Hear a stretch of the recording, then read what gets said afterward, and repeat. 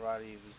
It seemed like that sport at one point in particular time was very popular in the country. Martial arts competition with the professionals, the champions.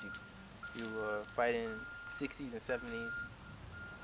How did that? How did it not become as popular? What happened? Was it the movies that kind of? Well, it's the movies. The movie, uh, Bruce Lee's movie, popularized karate more so than anything else. Which one do you think? You remember Well, Enter the Dragon, that? movies like that. Then all your other Oriental movies took off, and it's these movies that have really excited people. But I would have to give a credit to Bruce Lee's movie. Exciting the people, and that's what they thought karate was, jumping around and swinging and hollering and yelling, and that's not the martial art at all. Right. So it seems like there's like a whole.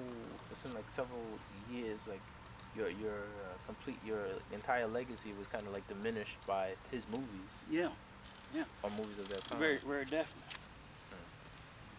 People just got the wrong concept on what karate is really about. Can you tell me like extreme instances or some of the worst instances where you were, you know, actively active as a fighter and you faced some discrimination? So Well, there was times at one tournament, Jhoon Rhee, 67 nationals, I wasn't even permitted to fight for first and second. I had to fight for third and fourth because he picked who he wanted to fight for first and second. Jhoon Rhee. Yes, it was at the Jhoon Rhee's Nationals up in Washington, D.C.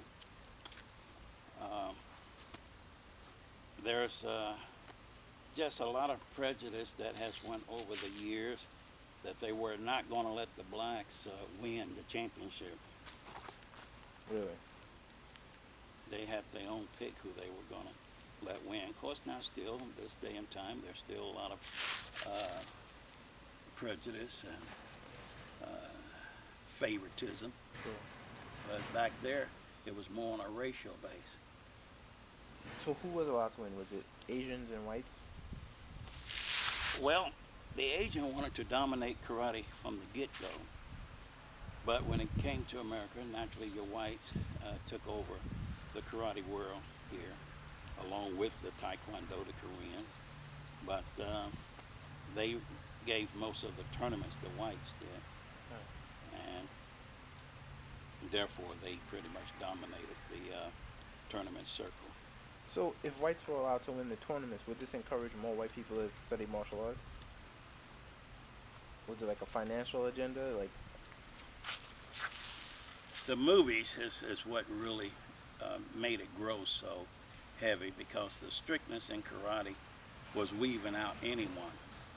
Your blacks didn't take karate that much because of the strictness, and they didn't want to be dominated again by a group of people. oh, okay.